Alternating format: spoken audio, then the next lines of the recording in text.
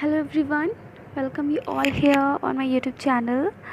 And hi, this is Namrita Jaishwal, and I make videos on study topic. And my topics are that is on science, SST, English. These are all the subjects, and I also make some videos of B.Ed education. So as you know that I have made two videos of class 8 science, the chapter first, and the name of the chapter is crop production and management, and this is the part third video in which we will discuss the complete discussion, and this will be the last part. So moving forward, if you have not seen my those videos, you can check the description box and search for the previous videos. So moving forward, let's start discussing the next topic, that is irrigation. In the previous video you can see what we have discussed earlier about crop and the process of crop, that what we do in the process of cropping. So this is our next step, that is irrigation. All living beings need water to live. Water is important for proper growth and development. Water is absorbed by plant roots along with water, minerals and fertilizers are also absorbed. Plants contain nearly 90% water.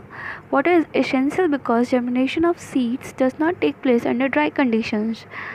Nutrients dissolved in water are transported to each part of the plant.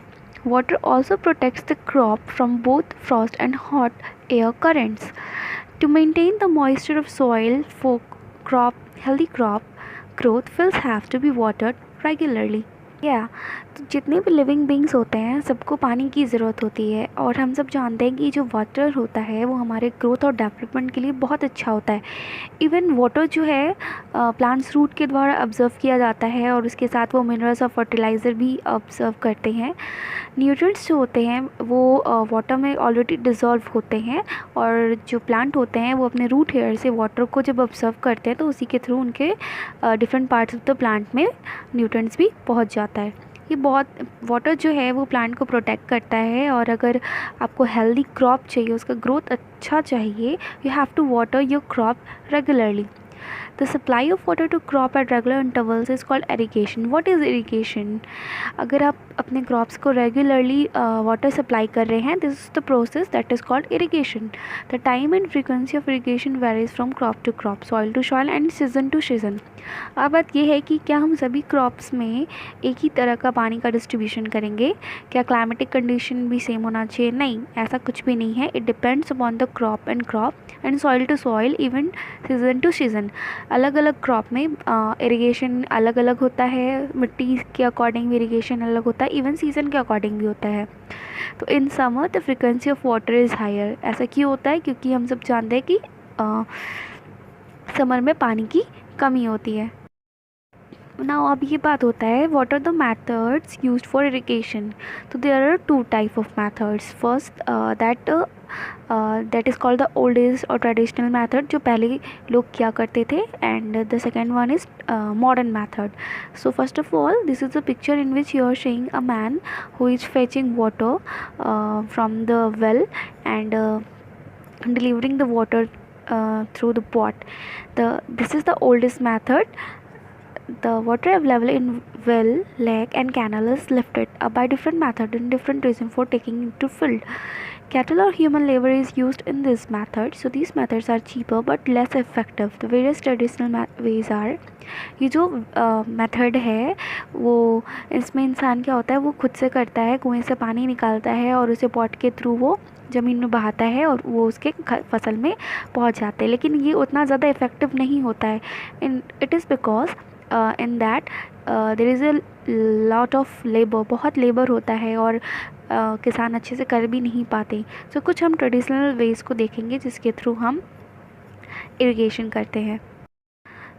तो ये तो हमारा traditional method था, जिसमें जो farmers होते हैं वो कुएं से पानी लेकर के या फिर एनिमल्स की मदद से वो पूरे खेत में पानी लगाते हैं. But here is a modern method of irrigation in which you are using the modern technique for the crops for the better growth and quantity. So modern methods of irrigation help us to use water economically. The main method used are as follow. हमारा जो first method है वो sprinkler system है.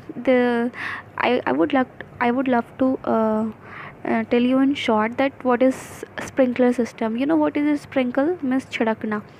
तो हम सब जानते हैं कि if you are spreading water in the soil in a heavy amount, the soil gets replenished.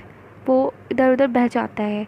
तो what we have to do, we are using a method or a system in which there is a spray like structure, and water through motor it is getting sprinkled to everywhere in the crop, and there the roots are getting the proper quantity of water, and the crops are definitely growing very well. So the system is more useful on the uneven land where sufficient water is not available. The perpendicular pipes having rotating nozzles on top. जैसे हमने बताया कि उसमें एक nozzle होता है और वो रोटेट करता है. जैसे जैसे वो रोटेट करता जाता है, पानी होते हुए चारों ओर वो घूमते घूमते पड़ता है. जैसे वर्षा होती है ना, बिल्कुल उसी प्रकार. ठीक है. So when water is allowed to flow through the main pipe under pressure with the help of a pump, it escapes from the rotating nozzles. It gets sprinkled on the crop as if it is raining. Sprinkle is very useful for lawns, coffee plantation and several other crops. तो ये जो है ये बहुत ही अच्छा technique होता है. इससे बिल्कुल बारिश के जैसे पूरे क्रॉप में पानी पड़ता है और एक प्रॉपर अमाउंट में पड़ता है, जिससे सॉइल भी रिप्लेनिश्ड नहीं होती है. So this is a very good method for the irrigation. Here you can see the proper picture of sprinkler system. So this is our second modern technique for irrigation, is that drip system. In this system the water falls drop by drop directly near the roots, so it is called drip system. drip means होता है बूंद बूंद. ठीक है. तो drip system एक ऐसा system है, इसमें क्या होता है, पाइप लगे हुए रहते हैं और वो हर रूट्स के पास उसके एक पॉइंट खुले हुए होते हैं जहाँ पे जो वाटर है वो ड्रॉप बाई ड्रॉप रूट्स में पड़ता रहता है, और वो भी एक प्रॉपर अमाउंट में. It is the best technique for watering fruit plants, gardens and trees. Water is not wasted at all. It is a boon in regions where availability of water is poor. ये उन जगहों के लिए एक वरदान है. ये सिस्टम जो है उन जगह के लिए वरदान है जहाँ पानी की बहुत ही ज़्यादा किल्लत होती है, और इससे क्या होता है, पानी भी बर्बाद नहीं होता है. So moving forward, I think आपको ये क्लियर हो गया होगा कि what are the modern techniques, that is sprinkle system and drip system. जिसमें सबसे बेस्ट होता है ड्रिप सिस्टम, क्योंकि इससे वाटर भी ज़्यादा वेस्ट नहीं होता है. And we will discuss the protection from weeds.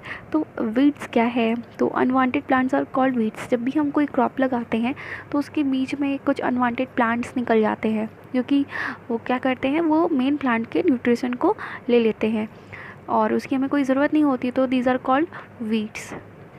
So here is the picture of drip system. So in a field many other undesirable plants may grow naturally along with the crop. These undesirable plants are called weeds. जैसे हमने बताया कि जो unwanted plants होते हैं उन्हें weeds कहते हैं. The removal of weed is called weeding. अब मुझे क्या करना है कि हम जो weeds है उसे बाहर निकाल के फेंकना है. तो the process is called weeding. It is very necessary with the crop plants of water, nutrients, space and light. ये बहुत ही ज़रूरी होता है. क्यों? क्योंकि वो क्या करता है, मिट्टी में जो क्रॉप रहते हैं उसके न्यूट्रिशंस को भी ले लेता है, उसके पानी को भी ले लेता है, इवन उसे सनलाइट भी प्रॉपर नहीं पड़ने देता. तो इसलिए बहुत ही ज़रूरी है कि हम वीड्स को बाहर निकाल के फेंक दें. Now our next step is harvesting. जब क्रॉप्स में अच्छे से इरिगेशन हो गया है, then our crop is ready to be harvest.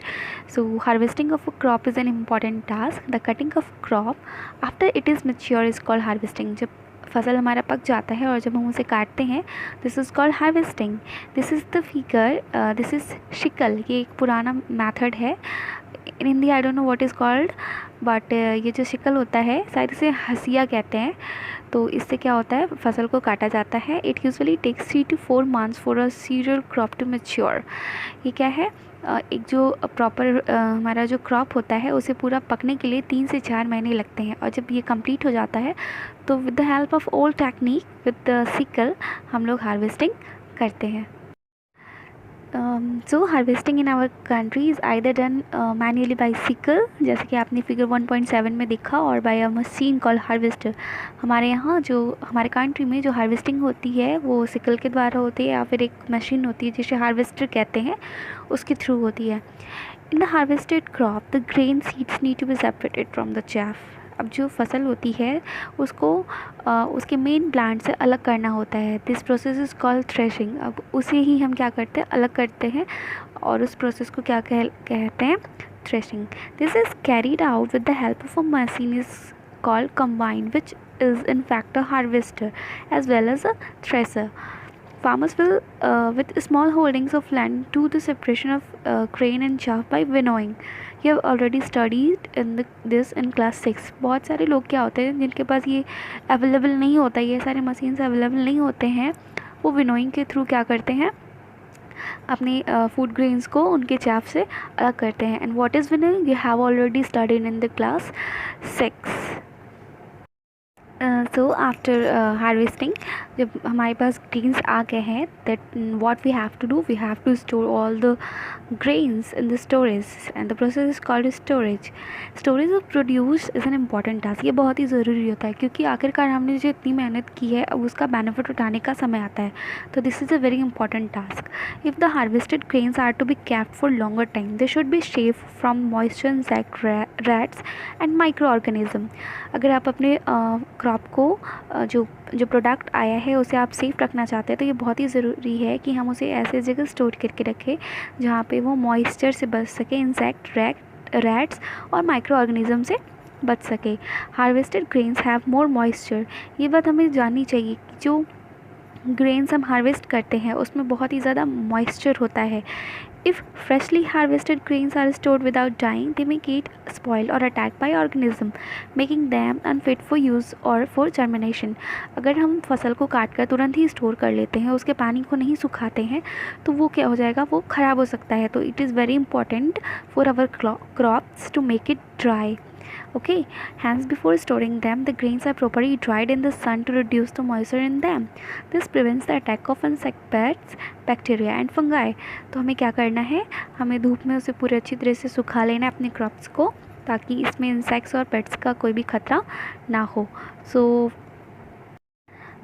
farmers store grains in jute bags or metallic bins. However, large-scale storage of grains is done in silos and granaries to protect them from pests like rats and insects. जो farmers होते हैं वो अपने फसल को बोरी में या किसी मेटालिक बीन्स में बंद करके रख देते हैं, लेकिन अगर उसे लार्ज अमाउंट में रखना है तो हम उसे सिलोज और ग्रेनरीज में रखते हैं प्रोटेक्ट करने के लिए.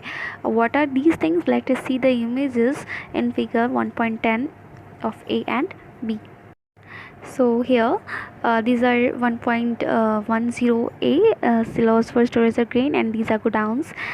So here dried neem leaves are used for storing food grains at home. अगर हमें घर पे इसको स्टोर करके रखना है तो हम नीम के सूखे पत्तों को यूज़ करते हैं. For storing large quantities of grain in big godowns, specific chemicals treatments are required to protect them from paste and micro organism. और अगर हम इसे गोडाउंस में स्टोर करके रखना चाहते हैं तो हम कुछ केमिकल्स का यूज़ करते हैं ताकि ये माइक्रो ऑर्गेनिज्म और छोटे छोटे कीटों से बच सके. So these are the complete discussion and I hope आपको बहुत अच्छे से क्लियर हो गया हो. And in this video what we have discuss the irrigation, the old method, the modern method, and harvesting, threshing, storage, what are the methods, what we use for storing, and और क्या करना चाहिए. We have all discuss all the things. So I hope आपको ये video अच्छा लगे and if you like it please subscribe my channel. And one more thing I would like to share that I'm teaching on the platform Teachmint and the classes of class 8 are running, and if you want you can text me and or comment me in my comment section and I can share my teachment account. So thank you everyone, thank you for watching and stay tuned with Namrata Jaiswal. Thank you.